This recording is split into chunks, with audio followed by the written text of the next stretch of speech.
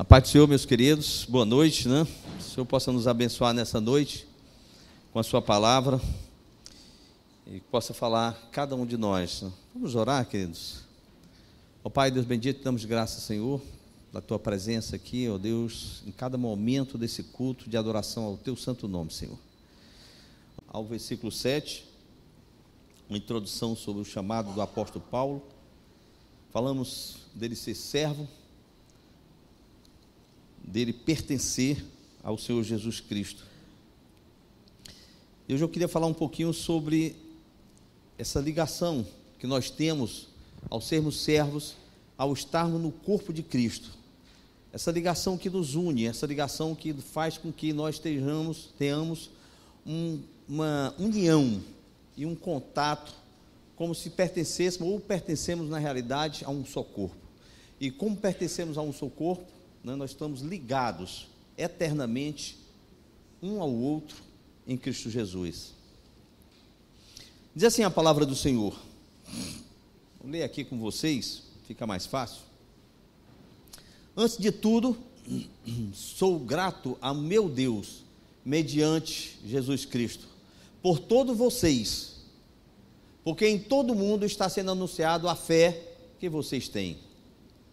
Deus, a quem sirvo de todo o coração, pregando o evangelho de seu Filho, é minha testemunha de como sempre me lembro de vocês em minhas orações, e peço que agora, finalmente, pela vontade de Deus, me seja aberto o caminho para que eu possa visitá-los. Anseio vê-los a fim de compartilhar com vocês algum dom espiritual, para fortalecê-los, isto é, para que eu e vocês sejamos mutuamente encorajados pela fé. Quero que vocês saibam, irmãos, que muitas vezes planejei visitá-los, mas fui impedido até agora. Meu propósito é colher algum fruto entre vocês, assim como tenho colhido entre os demais gentios. Sou devedor tanto a gregos como a bárbaros, tanto a sábios como a ignorantes. Por isso estou disposto a pregar o evangelho também a vocês que estão em Roma. Bem, continuamos a falar um pouquinho sobre a carta aos Romanos. Agora nós temos Paulo falando de relação, ou de relações, e do seu grande amor pelo povo de Deus. É um amor que não está restrito àquelas pessoas a quem ele pregou. Não está restrito a um ambiente, a uma igreja, a um local. Paulo está abrindo o seu coração, ou abrindo o seu leque, abrindo um leque para campos que ele não conheceu, não pregou e não falou. Vamos dar uma amostra também do poder da palavra de Deus, pois o que começou com poucas pessoas, tá certo? Começou com 12, depois estendeu para 3.000, depois nós tivemos 5.000 na primeira grande conversão, e esse povo sai e começa a invadir a terra. Ele começa a ter proporções de ganhos mundiais. A força da palavra de Cristo, tá certo? Digo antes de tudo, a força do amor de Deus, que ressuscitou a Cristo, se realiza na manifestação do poder do Espírito Santo. Esse poder que realiza uma obra tal que o mundo ficaria abismado.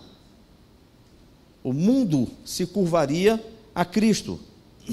Afinal, o Evangelho, isto é, as boas novas de que Deus visitou o homem e lhe dá salvação, o que alguns teólogos chamam de religares. Quer dizer, o religares é retornar. Aquilo que estava quebrado, aquilo que estava separado, tá certo? Ele volta a religar, a ter comunhão com esse Deus. Então esse evangelho, essa expansão das boas novas, vai ganhando espaço e se agigantando diante do mundo. O reino de Deus, então, me traz à memória as palavras de Cristo. Lá está em Mateus 13, 31 a 32, quando ele compara o reino de Deus, Jesus comparando o reino de Deus, diz: aqui compararei o reino de Deus. Comparo a um grão de mostarda, que é entre as hortaliças a menor da semente. Mas como cresce, ele se expande e lança as suas raízes e os seus galhos, as suas copas, e as aves do céu vêm se aninhar neles e os animais pegar a sua sombra. Assim, então, Jesus compara o reino de Deus, é esse reino que se expande de uma forma que começa infinitamente pequena, mas que se expande e vai abraçando o mundo. E ele abraça o mundo, isto é, ele estende as suas copas para que todo aquele que se aninhar nele possa ter o seu descanso e o seu alimento. O reino de Deus cresce e acolhe a todos os que buscam a presença de Deus, tanto o sábio como o indouto, o rico como o pobre, o necessitado e o carente, o aflito, o órfão, todos são bem-vindos. Não há acepção de pessoas. Não há tribo que ele não possa alcançar. Não há gente na face da terra que ele não possa ir até lá.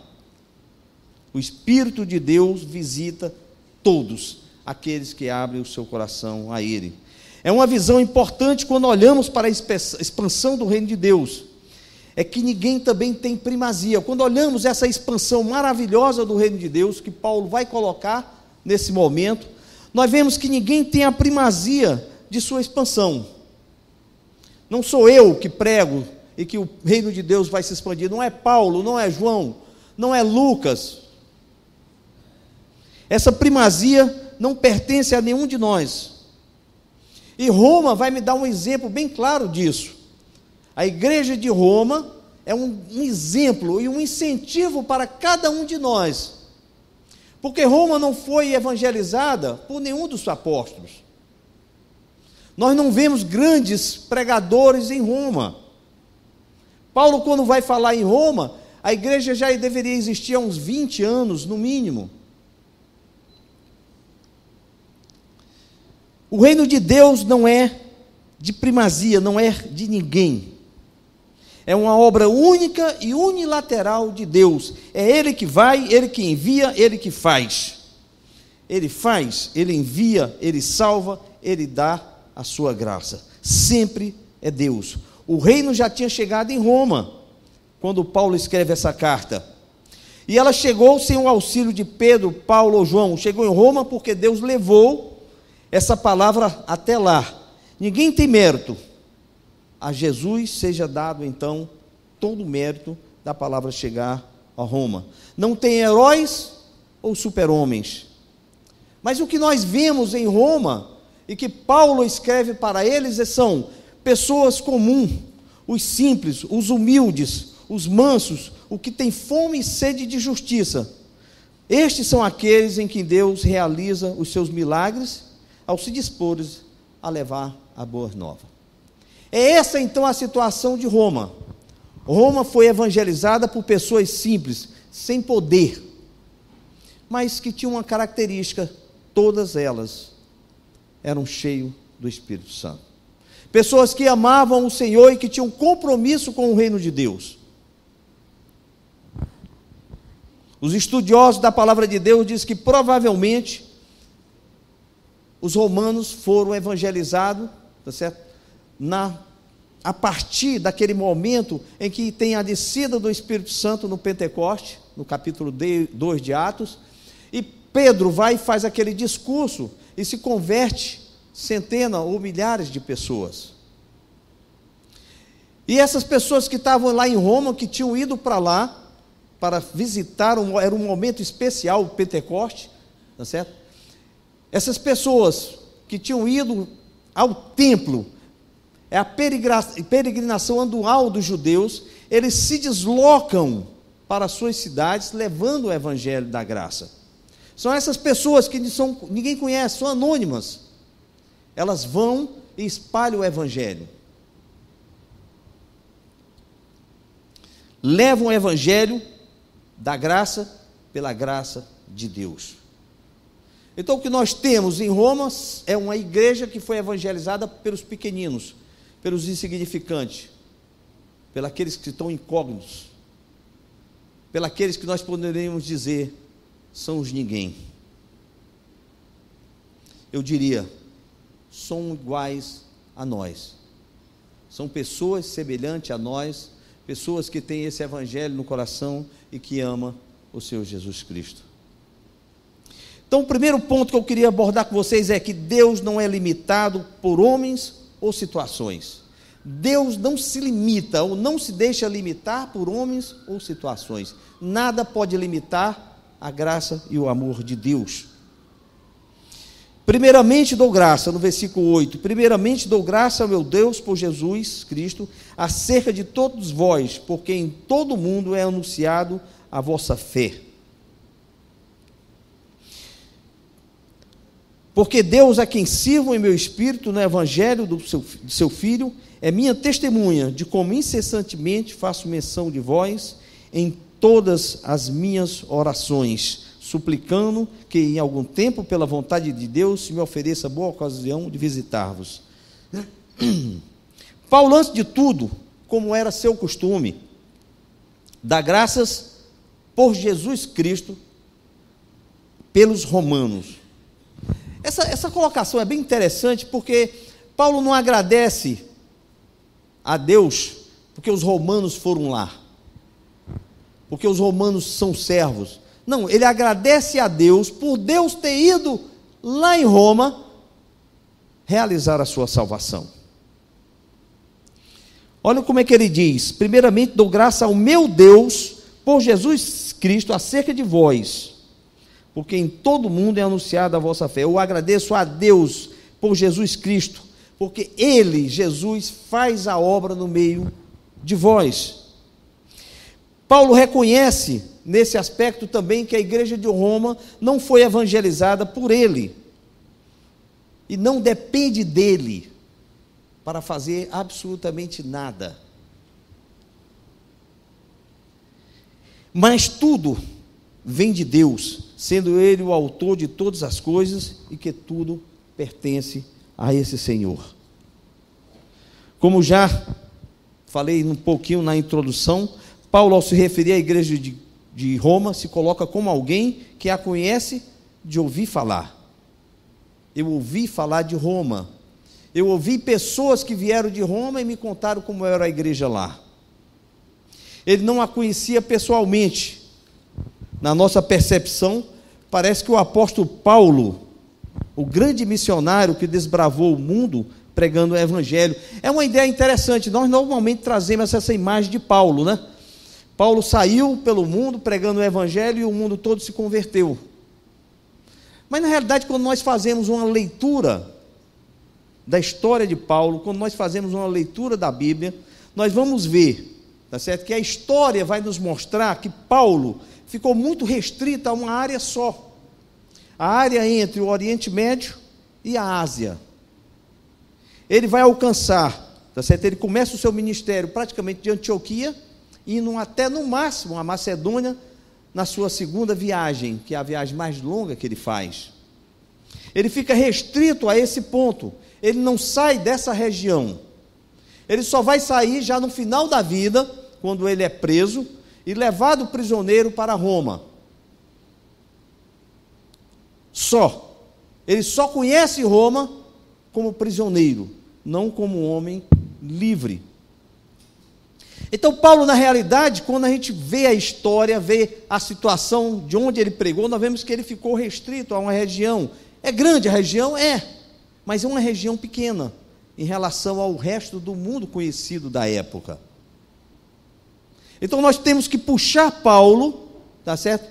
E ver que a obra de Deus não foi realizada só por Paulo, mas por todas as pessoas que se envolveram e que receberam esse chamado do Senhor, e que se dobraram a esse Senhor e se colocaram em igualdade com Paulo no mesmo chamado, em igualdade com Paulo no mesmo chamado. Karl Barth é interessante que ele diz que Paulo é uma exceção à regra. É interessante, ele diz que Paulo é uma exceção, é um fato fora do normal, é uma pessoa que Deus chamou, tá certo? De uma forma diferente de todos os outros, para fazer uma coisa específica, que era traduzir o evangelho da graça para os povos. Então, nesse aspecto, Paulo é especial, mas em todos os outros aspectos, ele é igual a todas as outras pessoas. Paulo só é diferente no sentido, ou no aspecto da elaboração da teologia que nós conhecemos. É por isso que Karl Barth diz que Paulo é uma exceção, de que nós não podemos nos apegar nesse aspecto a esse Paulo e querer fazer ou nos fazer iguais a ele. Paulo é essa exceção. Mas fora essa parte, Paulo é igual a todos os outros. É o mesmo chamado, é o mesmo Senhor, é a mesma salvação, é a mesma graça. E Paulo, nesse aspecto, ele se coloca na mesma situação de cada um de nós. Quando ele vai falar, quando ele se explica, quando ele se coloca diante das igrejas, ele não se coloca como o maior, nem como o menor, mas como um servo. A igreja então floresceu, tá certo? Ganhou força em Roma, floresceu, ganhou força, e uma força impressionante, porque ela era a capital do império. Interessante é que essas pessoas simples entram em Roma, e acontece algo também extraordinário. É que a palavra de Deus, ela quando entra, ela vai permeando todas as coisas. Ela vai entrando como capilar, como a água, né? A água, ela tem essa característica impressionante. Ela entra capillarmente nas coisas. A tensão superficial da água é tal que ela faz subir. Se você pegar uma folha de papel e molhar e deixar ela em pé, você vai ver a água subir por causa da tensão superficial.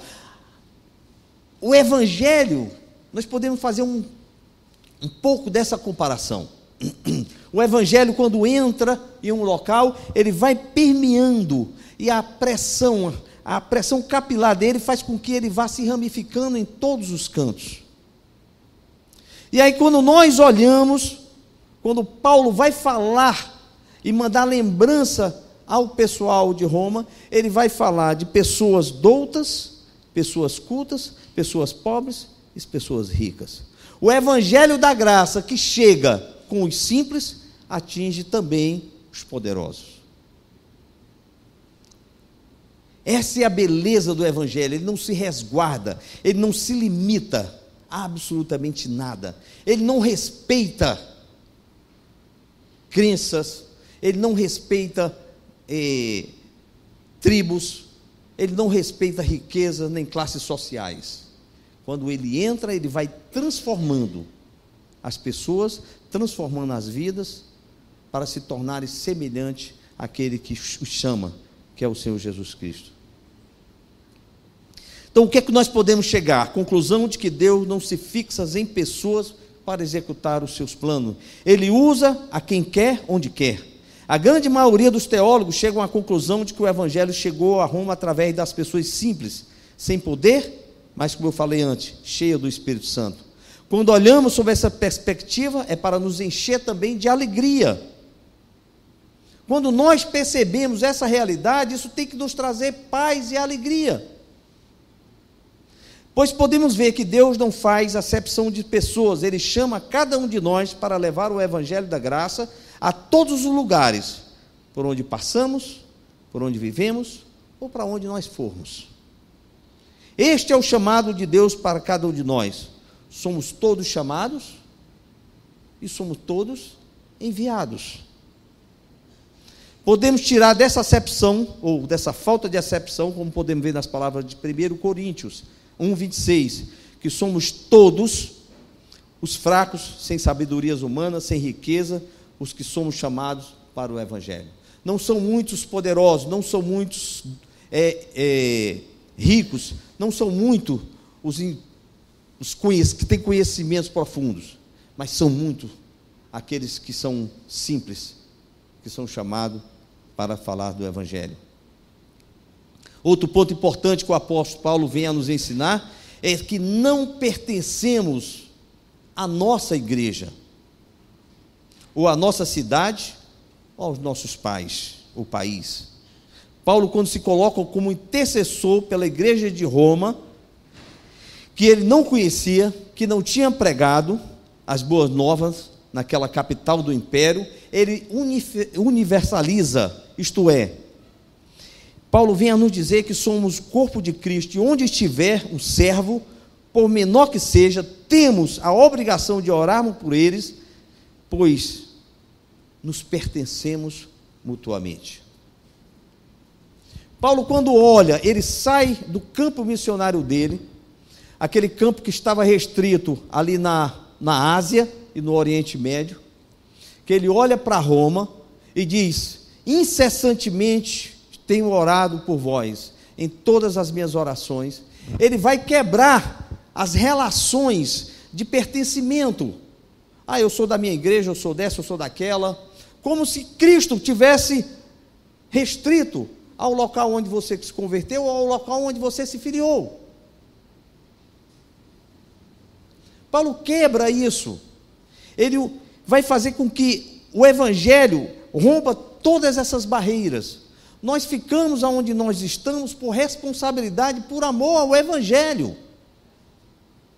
É isso que nos prende à igreja, ou a um pedaço do corpo de Cristo em algum lugar. É a responsabilidade que nós temos com cada um. É o amor que nós temos com cada um. Paulo olha para Roma como ele olha para Coríntios. Paulo olha para Roma, para a igreja de Roma, como ele olha para a igreja de Éfeso, ou de Colossenses. Todos receberam da mesma graça, do mesmo amor de Deus. Todos somos servos. Queria citar novamente aqui Karl Barth. Ele falando diz: o espírito do escolhido de Deus, olha só, o espírito do escolhido de Deus, isso é nós, da testemunha que se sente consumida pelo zelo em honrar o seu Senhor, não pode ficar alheado ou fora, nem distante dos espíritos daqueles que foram movidos pela mesma proclamação e pela mesma descoberta. A adoração que o mensageiro oferece a Deus é, por isso, feita tanto por eles quanto por si mesmo. Quando Paulo ora, falo, pois, também por eles os que estão de Roma, enquanto os que estão de Roma, a orarem, intercede também pelo apóstolo. É uma mútuo. Eu oro por vocês, vocês oram por mim. Nós oramos para a igreja que está aqui na frente, e eles oram por nós. Nós oramos para a igreja que está na África, e ela ora por nós.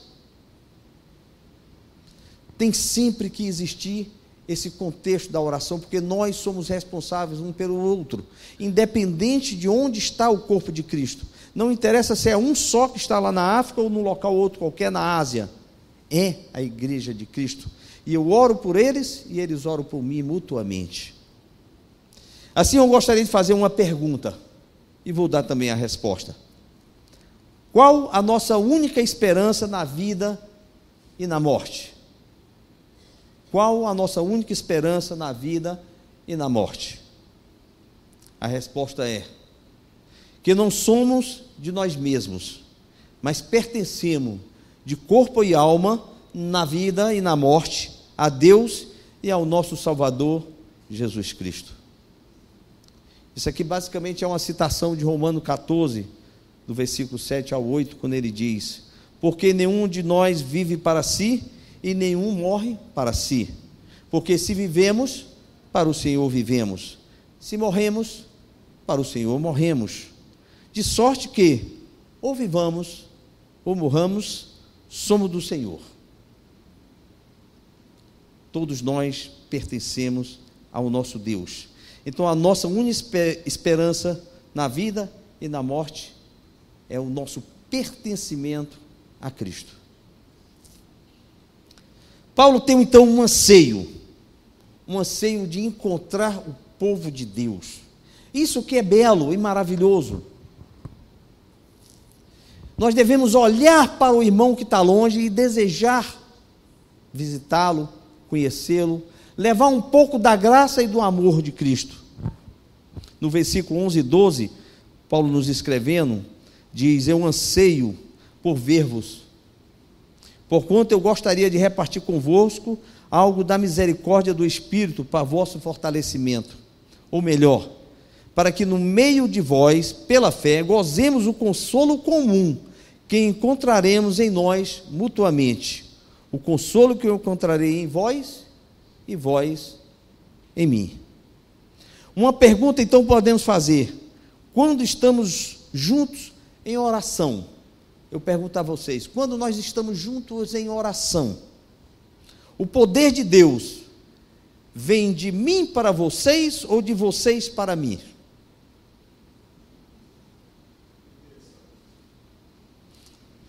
Ora, se eu digo que vem de mim, e vocês dizem, não, vem de mim, ou eu digo é de vocês,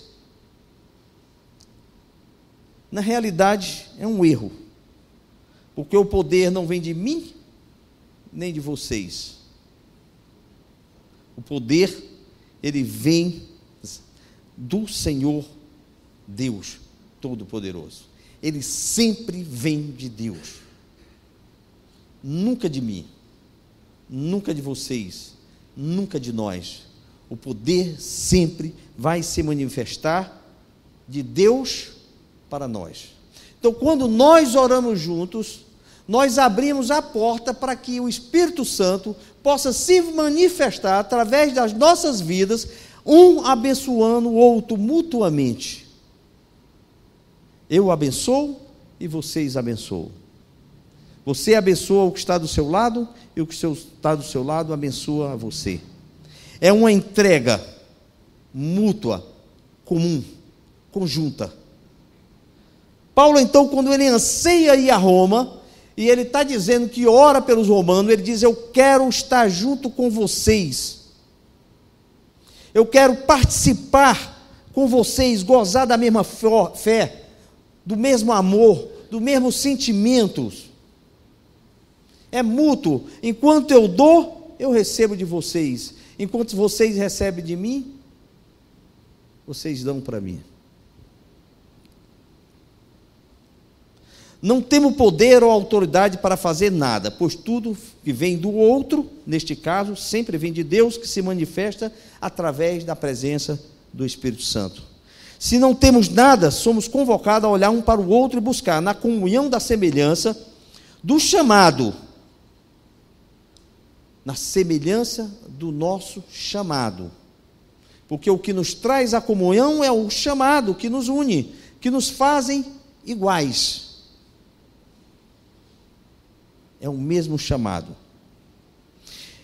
Encontramos unidade, uma intimidade de estarmos juntos servindo ao mesmo Senhor. Quando estamos juntos, devemos sentir, ver e participar do mesmo amor que foi derramado sobre nós. Somos peregrinos num caminho deserto, e quando estamos no deserto, olha só, nós somos peregrinos num deserto, e quando estamos no deserto, nós devemos ter sempre em mente que se eu estou perdido, caminhando no deserto, a pessoa que está do meu lado é aquele que vai me sustentar quando eu cair. É o apoio que muitas vezes vai me levantar, me sustentar e me apoiar. Contudo, não devemos olhar somente nessa condição, pois você é semelhantemente o apoio e o sustento do outro. Aquele que te apoia nos momentos é aquele que vai receber o teu apoio quando ele precisar. Então é mutualidade, é um dependendo do outro, é um sustentando o outro, é um amando o outro, é um orando pelo outro. É isso que Paulo está a nos falar quando ele diz que anseia repartir algo com os romanos. Está junto com os romanos. É quando nós nos negamos a nós mesmos, que somos exemplo para o peregrino que está ao nosso lado, para o nosso irmão que está ao nosso lado. Quando eu me esvazio, eu sou exemplo. É quando nos esvaziamos que enchemos o outro. É interessante, às vezes a gente diz, eu tenho que estar cheio para comunicar a graça de Deus. É o oposto. Quando você está vazio, é que você comunica essa graça. É curioso, porque Deus trabalha de forma extraordinária. Deus não trabalha como nós trabalhamos. Quando eu ouço alguém falar para mim, eu já ouvi isso várias vezes, não, meu irmão, eu preciso primeiro me encher da graça de Deus para me poder falar. Isso assim, está errado. É exatamente o oposto. se esvazie de você mesmo completamente, aí sim, a graça de Deus vai fluir para o irmão e ele vai se encher do teu vazio. Mas ele enche da graça de Deus que vai te encher, porque você está vazio. Porque quando nós nos enchemos, nós normalmente, quando nós nos enchemos de orgulho, de vaidade. Mas quando nós nos esvaziamos, Deus nos enche da sua graça e do seu amor. Então é nesse momento que eu comunico a graça. Quando eu estou vazio, eu consigo encher o meu irmão. Quando o meu irmão se enche da graça de Deus e ele se esvazia, então ele automaticamente me enche também do amor de Deus. Encher aquele que esvaziou por nossa causa. O maior exemplo dessa condição de se esvaziar para encher o outro é o Senhor Jesus Cristo. Cantamos agorinha, né? Se esvaziou da sua glória.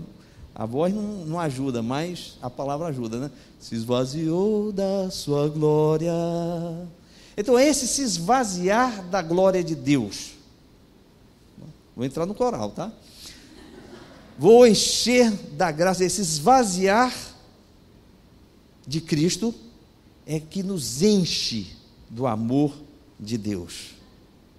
Essa bênção maravilhosa, ele se esvaziou da sua glória para nos encher da sua presença. E é esse o maior exemplo que nós temos, esvaziar-nos nós e nos enchermos da glória de Deus. E quando nós nos esvaziamos, nós possamos encher aquele que está do nosso lado. Paulo praticamente inicia essa epístola orando pelos romanos, assim como termina essa epístola pedindo oração. Lá no capítulo 18, já no final dessa carta aos romanos, ele escreve dizendo: gozemos o consolo comum que encontraremos em nós, mutuamente. E continuando ele diz: e rogo-vos, irmãos, por nosso Senhor Jesus Cristo e pelo amor do Espírito, que combatais comigo, entre em combate comigo, em luta comigo, nas vossas orações, por mim a Deus. Aí ele vai dizer para me pregar o Evangelho, para me levar o Evangelho.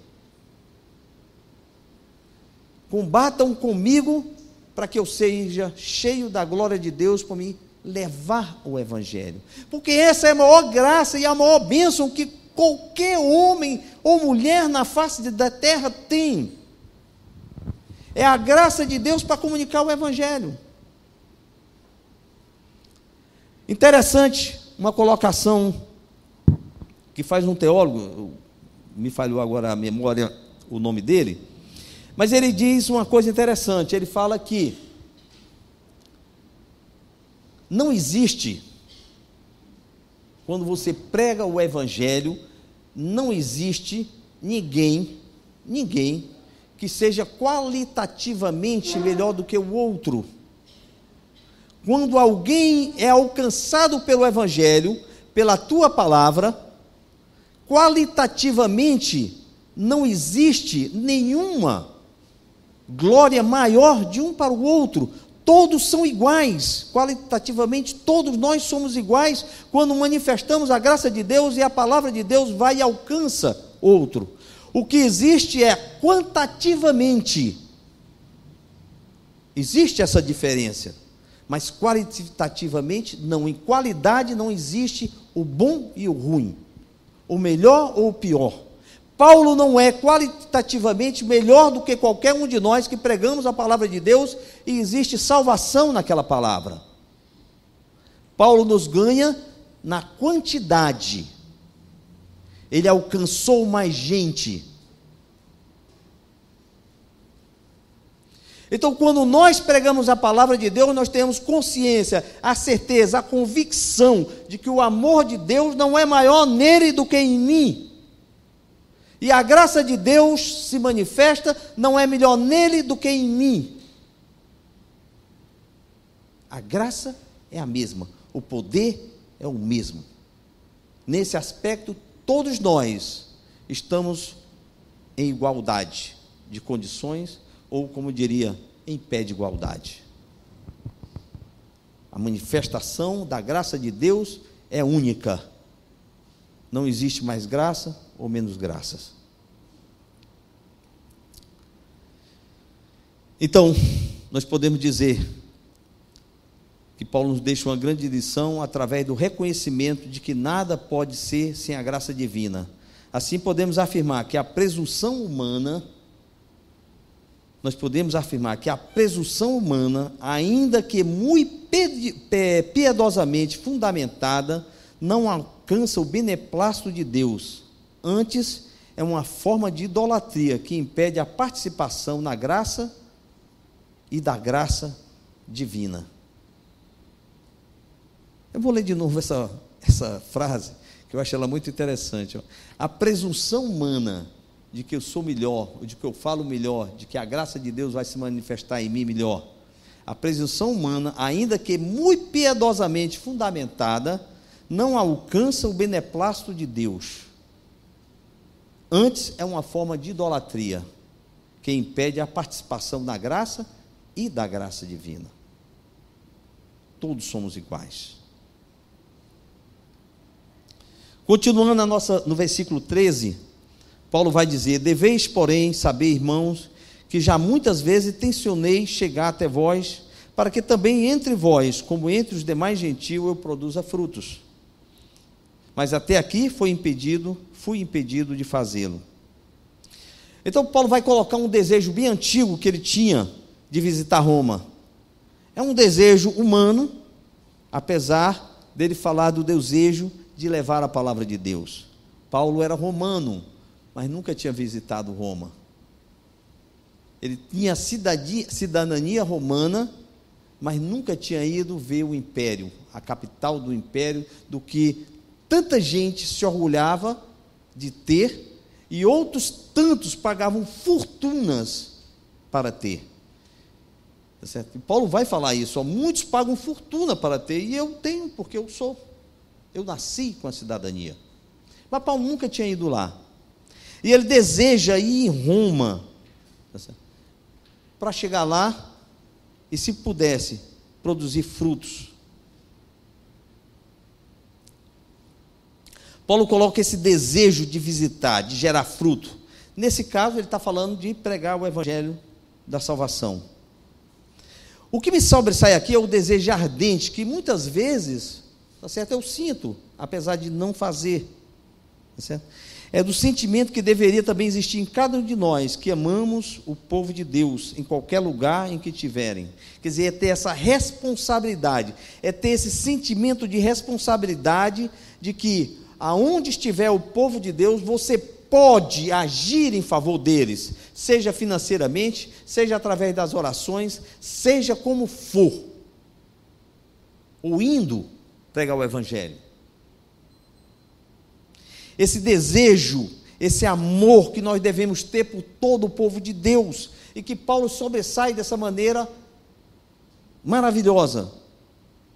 Este sentimento gerado em nós pelo Espírito Santo vem da criação que Deus faz. É curioso, quando eu falo isso, que esse amor, esse sentimento, ele é gerado em nós pelo Espírito Santo, e ele vem do amor, ou da criação que Deus faz em Cristo Jesus em nossas vidas. E aí poderia surgir uma pergunta tal: como assim, criação? Deus está criando?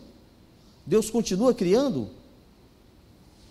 Nós só temos uma resposta que podemos dar. Mas antes eu gostaria de que vocês pensassem uma coisa. Nós pensamos em criação, normalmente quando a gente pensa em criação de Deus e tudo mais, o que é que a gente pensa? Tá certo? Eu gosto, né, de olhar o cosmos, olhar para o céu, uma coisa que sempre me impressiona, que sempre me deixa assim com um sentimento de perplexidade, tá certo? Por mais que eu olhe, por mais que eu veja, por mais que eu já tenha a minha vida toda olhando, é quando eu olho a lua pendurada no céu. E eu sei que não tem nada, absolutamente nada segurando ela. E eu olho, eu fico assim extasiado de ver a beleza da criação de Deus, porque ela está girando ali, girando. Cara, eu fico pensando assim, às vezes me dá uma ansiedade assim de olhar para a lua e ver ela pendurada lá em cima, se ela não cai, não vai, não faz, está ali. Tá certo? Isso sempre me impactou muito, porque ele fala da criação de Deus. Então, normalmente, quando nós vemos a criação de Deus, nós temos uma tendência de nos voltarmos para o cosmos, ver as coisas, as estrelas, que são bilhões de bilhões de bilhões de bilhões, as galáxias, que são bilhões e bilhões e bilhões e bilhões. E nos esquecemos de que Deus está criando até agora. A criação de Deus, ela continua acontecendo, e uma das mais belas criações que Deus faz está aqui na minha frente, que é vocês. Somos nós. Nós somos uma das maiores criações de Deus, não porque nós estamos aqui criados fisicamente. Não é isso que eu estou querendo dizer. A beleza da criação, a beleza desse amor de Deus é que Deus está criando a nós agora. É que Deus está criando no mundo, em volta do mundo, agora. Mas que criação é essa? A palavra de Deus diz: nova criatura são. Ora, se eu sou uma nova criação, uma nova criatura, é porque Deus me criou. Eu sou uma nova criatura. Deus está criando agora. Ele criou vocês de novo. Olha só o amor de Deus. Deus está criando vocês agora novamente. Vocês são nova criatura. As pessoas que estão nos ouvindo pela internet são também aqueles que se convertem a Deus, que ouvem a palavra de Deus, são nova criatura. Deus cria novamente. É a criação que Deus faz em Cristo Jesus, em nossas vidas. Deus está eternamente criando vida, esperança, beleza. Paulo vai nos dizer que somos nova criatura em Cristo Jesus. Logo, se somos novas criaturas, nada mais claro de entendermos que Deus está em plena atividade criadora. Fomos criados para a glória de Deus. Estávamos em decorrência do pecado, mortos em nossos delitos e pecados. Logo, se somos novas criaturas, Deus está em plena atividade criadora, nos recriando para uma nova vida. E aí ele diz: para minhas novas criaturas, que eu crio em meu Filho Jesus, ele vai completar e dizer: novos céus e nova terra farei. Você já imaginou nisso? Vocês já imaginaram isso? Assim, pensar, Deus me recriou, me fez uma nova criatura, mas Ele não se conformou e nem se conformará com isso. Ele diz: e eu farei novos céus e nova terra para vocês. Vocês vão ser herdeiros de um novo céu e uma nova terra que Deus vai criar especialmente para vocês que são nova criatura. Isso é tremendo e maravilhoso, gente. E esse sentimento, esse religares com Deus, né? Nós fomos criados para esse novo mundo, para essa nova criação. Paulo vai demonstrar esse sentimento, esse amor, esse agradecimento, através da relação que ele demonstra com os romanos. Nós só conseguimos demonstrar que somos gratos a Deus e que nós compreendemos a beleza dessa recriação em Cristo Jesus, que morreu por nós, quando as nossas relações de corpo de Cristo são estabelecidas. E quando nós temos essa relação novamente, esse amor entre irmãos, esse amor entre o corpo, é como se um grande, poderoso poder de Deus se manifestasse sobre a face da terra. Não é à toa que Jesus vai dizer: o mundo conhecerá, ou me conhecerá, quando vos amardes uns aos outros. Estou parafraseando.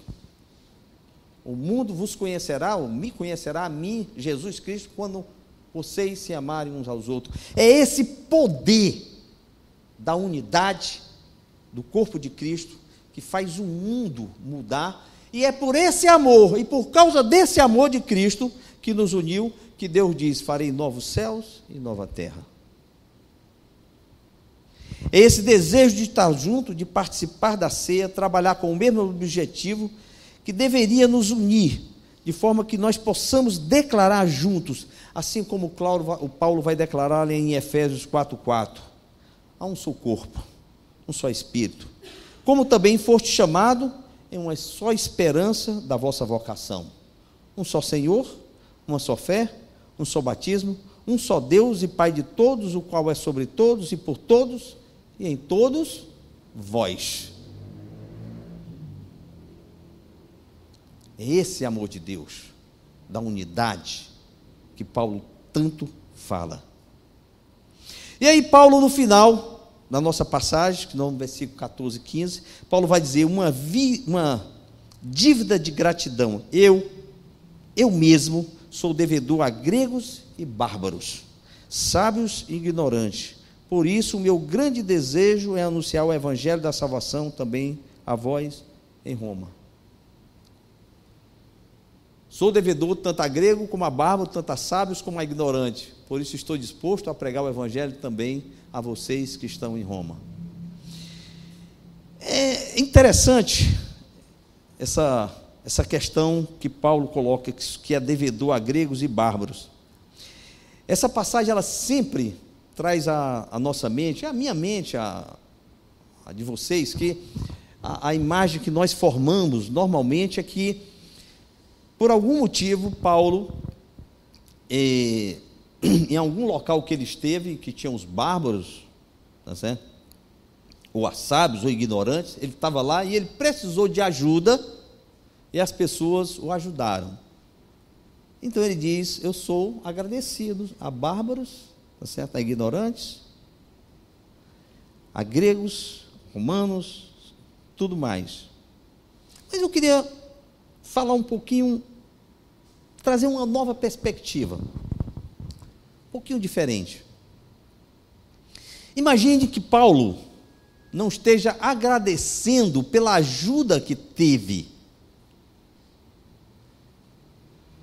mas imagine o seguinte: é o agradecimento que Paulo faz quando ele diz: sou devedor a grego e bárbaros, sábios e ignorantes.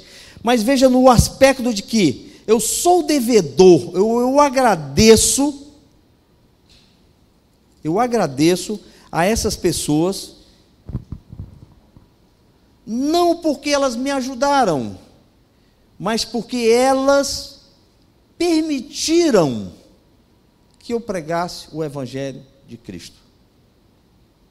Eu sou devedor a elas porque eu consegui chegar até elas e elas me deram a oportunidade de pregar o evangelho. É uma perspectiva um pouco diferente. Não é porque eles me ajudaram.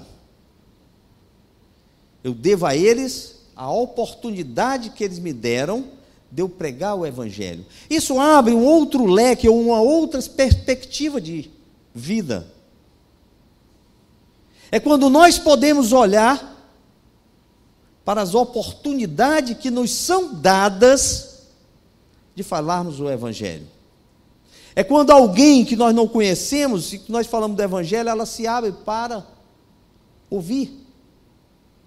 Então eu tenho que me voltar para a pessoa: eu sou devedor a você porque você abriu a oportunidade de eu pregar o evangelho.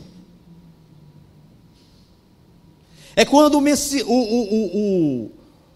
o evangelista vai para uma tribo e chega lá e prega o evangelho, ele tem que agradecer, dizer: eu sou devedor a esse povo, porque eles me deram a oportunidade única de poder pregar o evangelho a eles.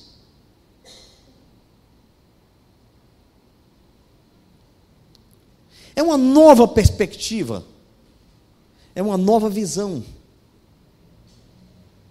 Nós somos devedores no momento em que abre-se a oportunidade de pregarmos o evangelho. Então eu sou devedor a gregos e bárbaros, sábios e ignorantes. pela oportunidade que me é aberta do Evangelho do Senhor Jesus Cristo ser pregado. Paulo não se vê então como aquela pessoa herói ou super-herói. Ele se vê como um fraco, que precisa do outro. Ele precisa que o outro abra o coração, ele precisa que o outro abra a porta para ele entrar, ele precisa ser grato pelas oportunidades que Deus levanta na vida dele. E assim devemos nós também ter esse sentimento de agradecimento, quando no trabalho nós temos a oportunidade de falar, quando no dia a dia ou no ônibus você vai falar e a pessoa ouve, você tem que, eu sou devedor a essa pessoa, pela oportunidade de pregar. Por quê? Porque o meu Senhor me mandou pregar. Olha só, o meu Senhor me mandou pregar. E se Ele mandou, eu tenho o dever de pregar.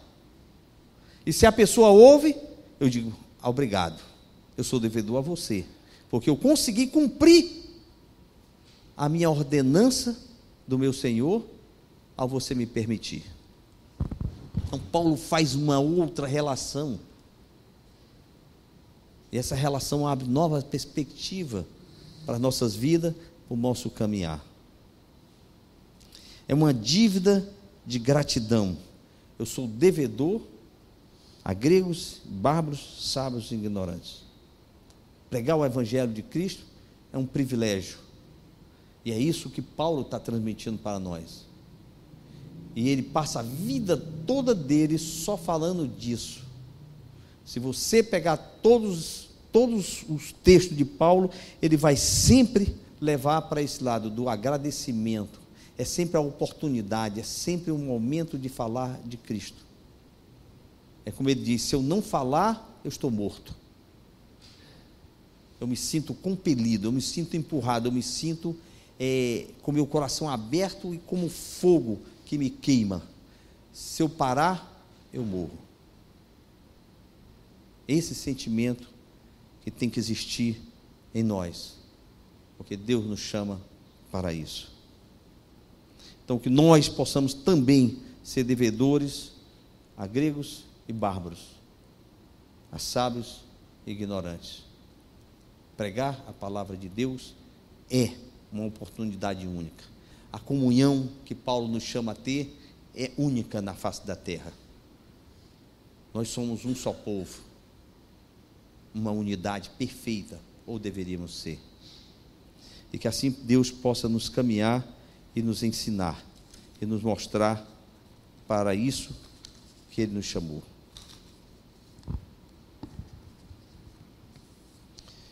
Eu gostaria desse momento de orar e pedir para o grupo de louvor estar aqui conosco, para o momento da ceia, porque ao momento da ceia, ele vai falar muito do que eu falei hoje, ele vai transmitir muito do que eu falei hoje, porque a ceia é um momento de unidade, de união, é um momento em que você se une com o povo de Deus. É por isso que não faz sentido, tá certo? No meu ver, alguém não vir para a igreja, não estar junto do povo de Deus, porque igreja significa só isso, é ajuntamento.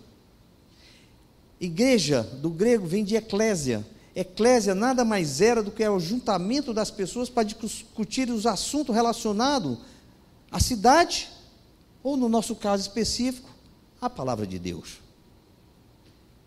Então, para mim não faz sentido não participar da eclésia, da igreja, é como você se omitir do reino de Deus. Então, tudo que Paulo falou aqui, tudo que Paulo trouxe, nos fala dessa unidade, nos fala da ceia. A ceia nos fala de comunhão, de estarmos juntos. A ceia nos fala desse caminhar, esse sentimento que deveria nos ligar um ao outro e dizer, eu sou teu, você é meu, e nós juntos somos de Cristo.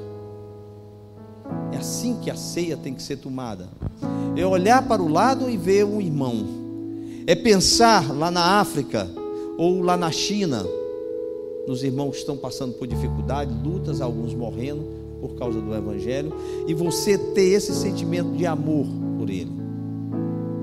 É você ver um irmão que está num país que é seu inimigo, mas ele não é seu inimigo, ele é seu irmão. É você olhar uma pessoa que tem ideologias políticas diferentes de você, mas antes disso, ele é seu irmão. E você não pode deixar essas barreiras nos afastar, porque nós fomos chamados para a unidade, para estarmos em comunhão, no mesmo corpo, na mesma fé, no mesmo Senhor, para que Deus seja tudo em todos. Para isso nós fomos chamados. E a ceia vem falar dessa unidade, desse amor, para nós não nos sentirmos maior um do que o outro, mas nos colocarmos em igualdade. Não interessa o quão mais inteligente você seja, ou quanto mais conhecimento você seja e tenha, ou quanto mais riqueza você tenha. No início, não na nossa época, mas no início do Evangelho, alguns anos depois, talvez uns 20 anos depois, nós tínhamos os senhores e os escravos participando da ceia junto. É um só corpo, é uma só unidade. Ó Deus bendito, te damos graças, Senhor. Estamos aqui diante de Ti, ó Pai, podendo louvar e glorificar o Teu santo nome, Senhor. Nesse momento da ceia, pedimos, Senhor, que Tu possa falar aos nossos corações, Senhor. Trazer, ó Deus bendito, essa unidade, ou falar conosco sobre essa unidade, Senhor, ó Deus, dessa responsabilidade que devemos ter um pelos outros, Senhor, como corpo, como Senhor, como servo, pertencente a um Senhor somente, a Jesus Cristo. Te agradeço por esses elementos da ceia, ó Deus bendito, pedindo, ó Deus, que Tu possa abençoar, santificar, ó Deus. Eles são só um memorial, Senhor, mas eles são santificados por Ti, Senhor, porque eles representam o Teu corpo e o Teu sangue, Senhor. O corpo que foi levantado, moído, transpassado na cruz, e o Teu sangue que foi derramado, Senhor, ó Deus bendito, para que nós fôssemos lavados dos nossos pecados, Senhor, ó Deus bendito, e pudéssemos receber, ó Pai, a Tua salvação, a Tua graça, a Tua misericórdia e o Teu amor. Ó Deus bendito, no nome de Teu Filho Jesus Cristo, Senhor, é que nós te oramos, Senhor, e pedimos a Ti que a palavra dessa noite, Senhor, ela venha, Senhor, e tome corpo nas nossas vidas, Senhor, enchendo-nos, Senhor, ó Deus bendito, da Tua palavra, do Teu amor, Senhor. Ó Deus maravilhoso, em nome de Teu Filho Jesus Cristo, Senhor, que nós te oramos, ó Pai. Pedi para os diáconos estar aqui conosco.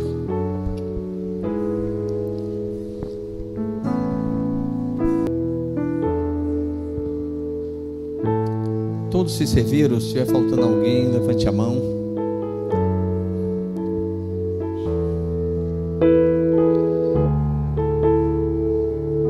Deus bendito, louvado e glorificado seja o Teu nome, Senhor. Obrigado por esse momento, Senhor, na Tua presença, ó Pai, por esses elementos da ceia, Senhor, o pão, ó Pai, que Tu deixaste para nós, Senhor, para nós louvarmos e glorificarmos, Senhor, e ele ser uma unidade, ó Deus bendito, porque a unidade no Teu corpo que foi transpassado naquela cruz, ó Deus bendito, ó Deus maravilhoso, que deu a própria vida por nós, porque eu recebi do Senhor o que também vos entreguei, que o Senhor Jesus, na noite em que foi traído, tomou o pão e, tendo dado graça, o partiu e disse: este é o meu corpo que é dado por vós, fazei isto em memória de mim. Participemos todos juntos, queridos.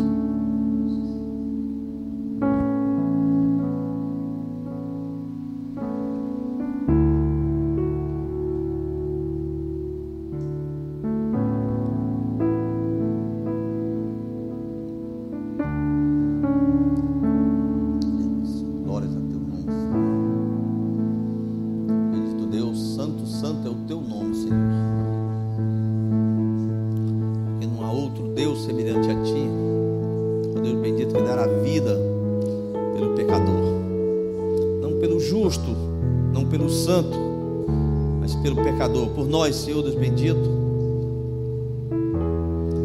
lutamos tanto, ó Deus maravilhoso, para fazer o bem e mesmo assim não conseguimos fazer de forma que te agrada.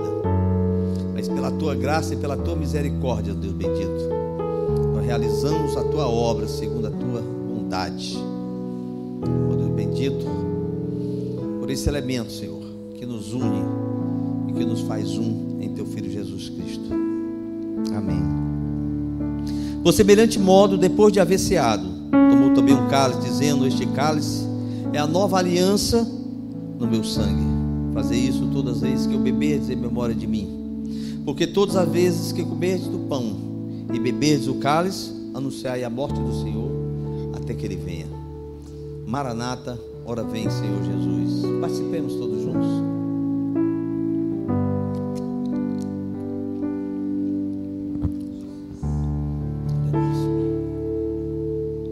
Aleluia, Senhor. Glórias a teu nome, Senhor Deus bendito. Teu amor, tua bênção, Senhor, ó Deus, esteja sobre o teu povo, Senhor. Visita cada um de nós, Senhor. Visita, ó Deus maravilhoso, trazendo a tua graça, Senhor. Ó Deus, porque tu tens prazer, ó Deus, em estar conosco, fazer a tua obra através de nós, Senhor. Ó Deus bendito, isso é tremendo, Senhor, ó Pai. Porque em todas as coisas, ó Deus, tu, ó Deus maravilhoso, achou por bem de fazer através dos teus filhos.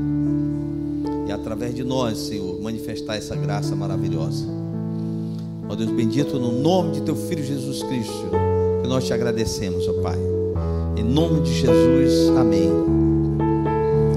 Eu queria pedir para a Leila, ela vai fazer um momentozinho aqui, missionário, enquanto o diácono pega os cálices. Irmãos, pode sentar um pouquinho, vai ser rápido. E já agradecendo a Deus por esse privilégio de nós termos o Senhor, né, e ouvir essa palavra que só vem complementar aquilo que eu vou falar. Depois que eu fui em Arapiraca, em janeiro, num projeto de missões, e a gente veio com o coração cheio de montar aqui na igreja um projeto de missões também, um setor de missões. Então aqui a gente tem algumas pessoas, mas eu gostaria que esse grupo não está fechado, esse grupo é aberto para quem quiser participar de missões aqui com a gente. Quero chamar a Tereza, o Eli, o Jonathan, a Márcia, que não veio hoje, né? Mas esse é um grupo, esse grupo que a gente foi lá, a gente ficou muito impactado. Essa palavra foi muito pertinente hoje, nesse momento. Acho que o pastor João nem sabe, nem lembrava, mas desse ID, são pessoas simples que o Senhor chamou, como Paulo falou em Roma.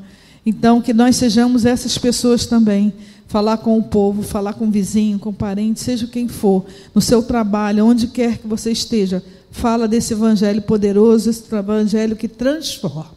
Então, nós vamos passar um vídeo, pode passar, para ilustrar o que o pastor hoje falou, mas é uma ilustração realmente do que é missões. Pode sentar vocês, queridos.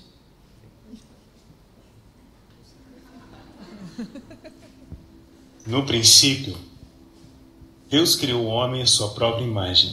Ele caminhou com o homem no entardecer do Éden, mas o pecado interrompeu o seu guia. Então, Deus criou um missionário.